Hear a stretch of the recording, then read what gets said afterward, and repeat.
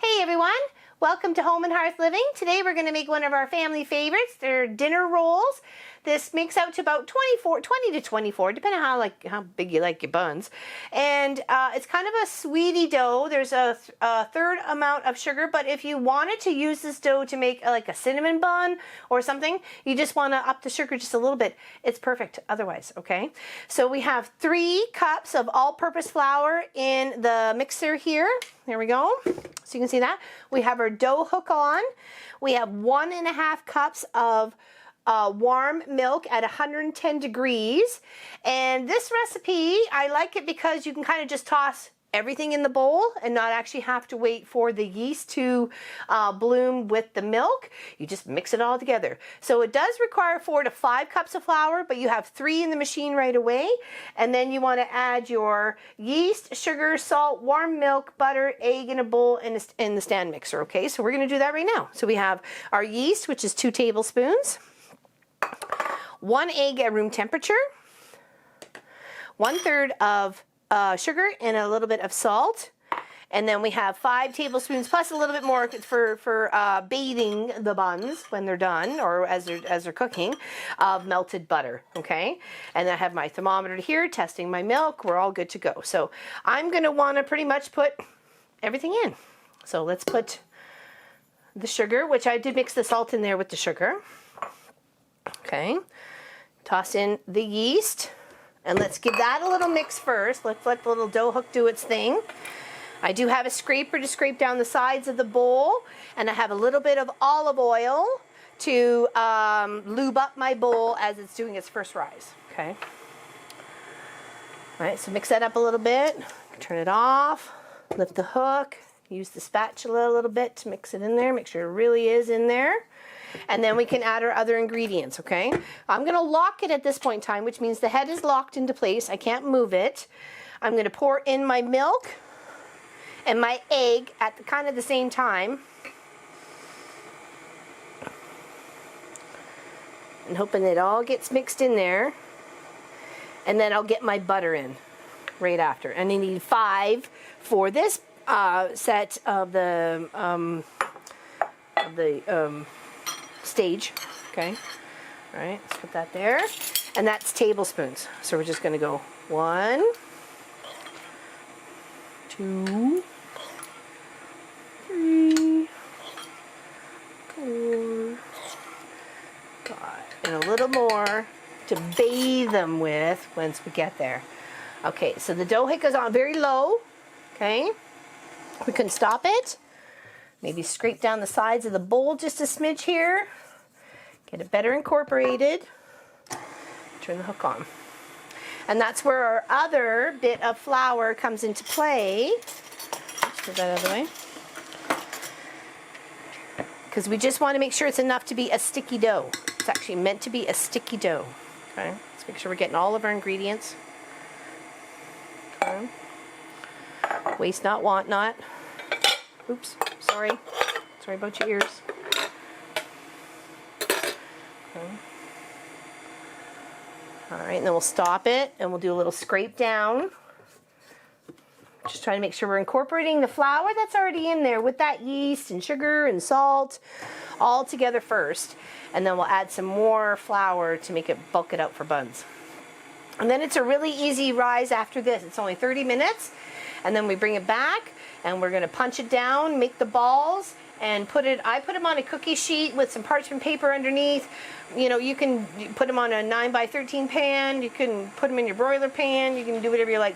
Use whatever you got. Use what you got. Okay, let's move this up a bit. Do a little scrape there. You can see how we're trying to get the bottom and the side incorporated in with the rest of the dough. Use the dough hook to aid you. Get your spatula clean. Okay. Oh. Just one on the slow. Okay. Now it looks like it's getting pretty much incorporated there, and we're going to add about 1/2 cup at a time. Not overload it. We just want to add about 1/2 cup at a time. Here, in the center. There we go. A bit better. I'm trying to let it get incorporated before we mix the other half cup. Okay.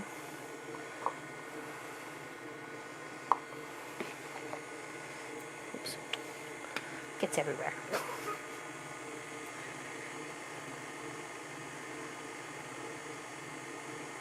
You can see how the dough is just starting to pull a little bit away from the flour, from the sides of the bowl. Okay. Just let it mix just a little bit more.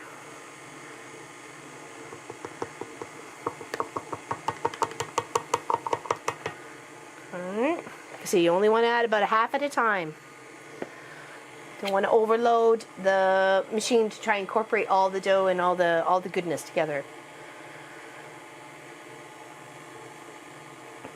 Now we've done these as cheese buns. I've done these as cheese buns and with ham as well. I've done these as with just cinnamon and sugar, not necessarily making a cinnamon bun, but just kind of making like a light bun for like a little breakfast bun sort of thing. Little swirl. Oh, add some more flour here. And they make a fantastic dinner bun to go with a roast beef dinner, turkey dinner. That's actually, I was going to make it last weekend, and I ran out of energy and time with doing the turkey with Pop. So it was kind of like, I don't got any more energy to make any buns. Not that we needed any. There was no room on the plate for any buns. So I thought, you know what? I'll make them this weekend. And they can go with our pork chops and baked sweet potato. Okay, you can see how it's really starting to pull away there. See it in the overhead camera? It's starting to pull away from the sides a little bit. Like I said, we still want it sticky. And it says about 4 to 5 cups. So we have about 4.5 cups there. We got about another half a cup here. I'm going to let it kind of do its little thing, and then I'm going to add pretty much my other little half a cup. There we go. You can see it's kind of forming into a ball. Okay. There we go. Now I'm going to take a little bit of olive oil and put it inside this bowl, because we're going to transfer things from this bowl into this bowl. And we just want a little bit to grease around the outside edges. Okay, so it has a nice, it's going to rise nicely without any issues. Okay. That's just a nice extra virgin olive oil. That looks amazing. Look, it's still forming a ball and it's still sticky. Just make sure it's picking up a little bit of the stuff on the bottom there. And then we are rocking and rolling to stick it in here and let it rise for 30 minutes. It's been a while since I made dinner buns. I'm very excited for this. Okay, let's check out this flour off the side here. Lift this up. Clean off the hook. It's all nice and warm. Okay.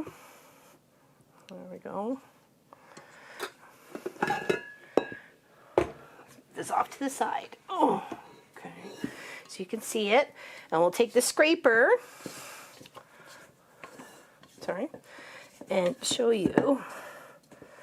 It shouldn't really be sticking to the bottom. You shouldn't have any big clumps of flour or anything else down there. You want to make sure it's flipped and flopped before it gets into that other bowl. You have to get your hands involved here. I wouldn't add any more flour than the 5 cups unless you absolutely had to.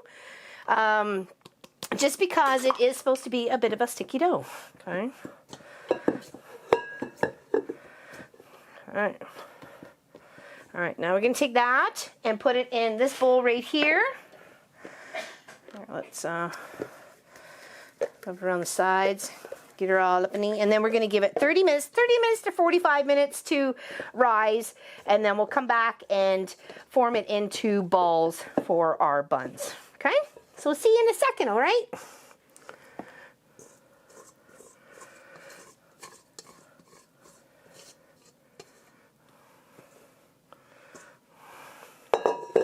All right, we're back, making more of a mess than ever before. This is how much our dough has risen in approximately 30-35 minutes, okay? And that's why you grease the bowl and then flip and flop the dough in it. So when it rises up, it's not going to stick to anything. So that was just some plastic wrap. Okay. So what we want to do here is I put it out onto a flour surface, or I'm going to. There we go. And we're going to deflate it by kind of punching it down a little bit. And we have a little bit of flour on the side here. Okay. Don't worry about the olive oil. It's just going to add flavor to your buns. If you thought maybe it was a little bit much, it really isn't. Okay. Nice and smooth. Look at that. It's beautiful. Okay. Try and get it in the camera here. I'm sorry. There we go. Okay. Now we're going to want to make sure we can get like 24 buns out of this, or like 18 really good sized ones or something like that. So you kind of want to just kind of deflate it a little bit, stretch it out a little bit, try and even it out like a big old snaky there. And then we'll go like in half, and then like in half again. And then like in half again. And then hopefully we can get like 4 out of that. That's what we're going to aim. They're not bad. They're not bad size. They say about 2 ounces for each bun if you wanted to weigh them out.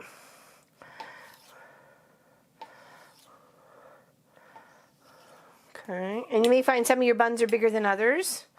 So that's 8. We may have to adjust here. So maybe 16 bigger buns, maybe. You can make them any way you like. Okay, all right. Just a little bit of flour. Just kind of roll them all up in themselves. Tuck all those little edges up underneath. Kind of spin it around. Pinch it at the bottom. Okay. And that goes on the cookie tray, or the tray. Okay. Like I said, some of these are probably going to be a bit bigger than others. We'll just do the best we can. We don't mind bigger buns. You know, you make them the way you want to. There's got a second rise to go on too. You can just twist and pinch to get that bottom all sealed up. Sorry, get that bottom all sealed up. Sorry, the camera's not quite in the optimal position for this. Okay, let's move these guys over here. And this is going to be their second rise, okay? The second rise for them. And then we're going to use some of that melted butter on top. So this one's a bit big. I'm going to stick it with whatever was left over on this one. So grab a little bit of flour, maneuver it in your hands. Pinch the bottom, drop it on down. Okay. And we're just going to make some buns. And then we need to set these for 30 minutes, 30, 45 minutes, whatever you let them rise a little bit more if you want. It's up to you. Okay. Oops, I didn't mean to stack those on top of each other. Whoa. Okay. We'll just get, oh, they're so soft, and I really bloomed up quite well with the yeast. They smell delicious. Okay. And you kind of want them a little close together. Maybe able to fit another row in here. Let's try that. We'll see. See how it goes. Maybe just 5. I think 5's good. There we go. That there, here, and super soft dough. You could use this for many things at this point in time. Like I said, you can make some cheese buns, make some herb and garlic buns, or use that as the melted butter, like put the herbs inside the bread and then the garlic and the butter on the outside. That would make a lovely little addition to like a spaghetti meal, or some sort of lovely salad with some very tasty breadsticks on the side. I mean, that sounds delicious to me. This little bun recipe is quite versatile, so be flexible with it and be creative. You just never know what you're going to get. Okay. We have a lovely recipe gifted to us from Allison from California, and we're going to try it. It's zucchini, cheesy zucchini or something like that. And it's for the slow cooker or the crock pot or the Instapot. So, you can do it many different ways. So, actually, I'm thinking about one of my neighbors has his zucchinis almost coming up for pickings. He has them in a greenhouse. That's why they're still available for pickings. And I asked him the other day when I saw him, I said, hey, could you toss me a zucchini when they're ready? Or when the next batch is ready? So, hopefully he still remembers. If not, we'll have to be sure to save that recipe for next year when we maybe plant some of our own. Okay. All right, just a little flour. Doesn't need enough. You just want enough for them to not stick to your fingers. Okay. And we love that you guys are suggesting recipes. We had beef Wellington suggested. I'm totally interested in doing it. Maybe a little bit closer to New Year's, and that could be one of our New Year's dinners. So I've never had it.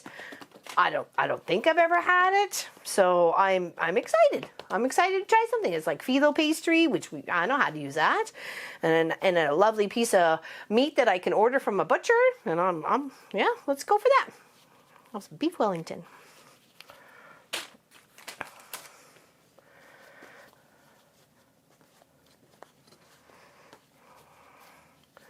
And with this meal that I'm making for tonight's dinner is going to be pork chops, which I'm just gonna shake with some breading and seasoning and put them on like a little rack to cook up. And then I've got some sweet potatoes, still with the skin on.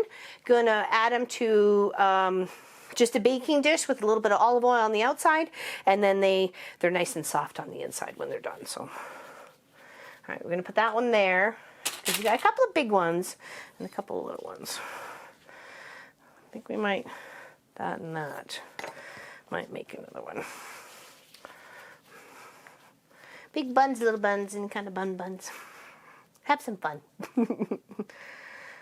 It'll all be good. Okay. Just a little bit left, only like 2 little buns to make. And then we're gonna, just before it's ready after it's a second rise, I'm gonna preheat the oven because it needs to come up to 375, I believe. Yes. 375. So that's what the temperature they're going to bake at, and that is Celsius.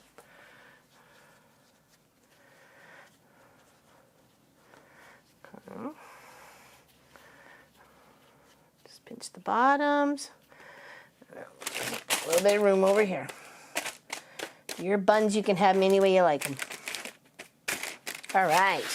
There we go. All right. We'll see you in 30 minutes. Okay. We have done the second rising of the dinner buns. Now, I know there's some odd shapes going on here. We don't mind odd. We're kind of odd here ourselves. So, and I have some melted butter to go on after it's done its baking. I've got the oven preheated right now to 375, and it says 12 to 15 minutes. But that was for the 24 buns. So I think this is going to take a little bit longer. So I'm going to go maybe 15 to 18 minutes. I'll probably check it about 16. So I'm going to take the plastic wrap off. You can see how well those buns have risen and they've kind of stuck together. You could probably do a butter base at this time if you wanted to. I think it might make them a little bit too brown, so I'd wait till afterwards. But you can do what you want to do. All right. Aren't they good? Oh, here they go. Smell delicious. All right, you can make some marks on the top too if you wanted. I already have our sweet potatoes in here baking. I'm going to set the timer for 16 minutes. Well, I'll do 14 in a bit so that way I can set the timer to talk to you guys. Okay, so see you in a second.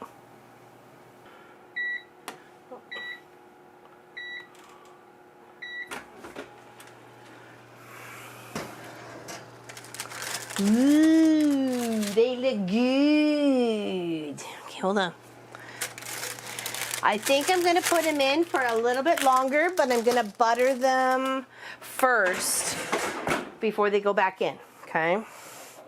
I think I'm going to put in for like a good maybe 5 minutes. The outsides are getting good and brown, but I'm going to butter a little bit of this lovely stuff on here, and then I'll have to melt some more. Okay, just a little bit, getting that flavor all over the place. And we're going to toss them in there for about another 5 minutes, okay, at 375. I did make them a little bit bigger than the 24 they were saying, so I knew it was probably going to be added time, okay? So just stick with me. We'll just fast forward through that part.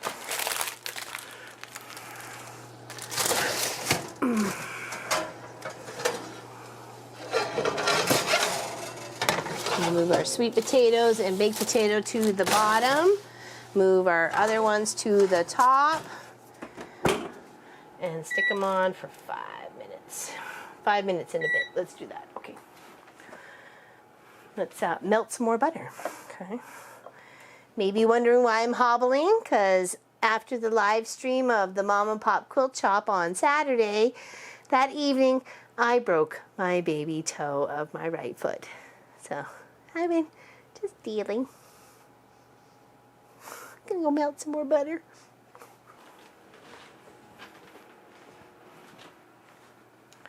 Just trying to get the rest of dinner prepped while I was off to the side there. But I realized our peppercorn grinder needed more peppercorns. So what we do with ours, this has been in the Fulford family for, I'm gonna definitely decades, because we've had it for as long as Pop and I have been married, and it was his parents beforehand. So it was made by Pop's dad, and it was it's a lovely little, you know, we have the salt shaker too, but we like the grinding the salt. So we just fill it up with the whole peppercorns. Slip the little mechanism or the top on top, tighten it up, and then that gives us little pepper. Here, just grind some into the top here so you can see. There we go. Okay, that should be our buns coming from temperature. I'm just putting this on our pork chops. That's why I was grinding it, but I ran out. So hold on. Shush that for a moment. Still grind this pepper that I wanted on top of our pork chops, because the oven has to get back up to 425 before I can cook the pork chops. Okay. So, but if anybody was interested in how to use a pepper grinder, that is pretty much it. You buy the whole kernels or the whole corns, and you pop it in there and you grind it. That is the best, is fresh pepper. I do not recommend anything else besides fresh pepper. All right, let's check these out. Okay. Oh, they're looking lovely and brown. Oh, I think they're pretty good. I think we're pretty good there. Oh, look at that. Mmm. Yum, yum, yum. All right, let's put some more butter on top. And we're going to preheat or get our oven up to 425 so we can cook these pork chops. Okay. Lovely. So, and while these are resting, the pork chops will cook. They does say serve, you know, immediately or serve hot or warm. I'll toss them back in the oven just before the chops are done to warm them up. So, thank you very much for watching, liking, and subscribing to the Home and Hearth Living channel here on YouTube. We appreciate every single one of you. Hope you have a fantastic day, and you go and try these lovely homemade dinner buns for you and your family, and adapt them to what you want. Like I said, sweeten them up, make cinnamon rolls, add some cheese, add some ham, whatever you like. Take care, everybody. Big hugs to you from us.